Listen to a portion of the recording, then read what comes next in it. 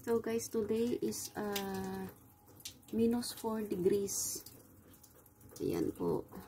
Then umuulan at hinay-hinay na natutunaw yung snow. Ayan po sila, yung ice, nagiging ice Snow po yan guys. No, tapos naulanan sila, hindi natunaw. Instead, nagiging ice. Ayan. Ayan, marami sa palibot. Ito pa ayan, papunta doon. Ice na sila lahat. Ayan. So, sa palibot, dito sa amin ay yung snow nagiging ice. Dahil sa ulan. Hinay-hinay lang silang natutunaw.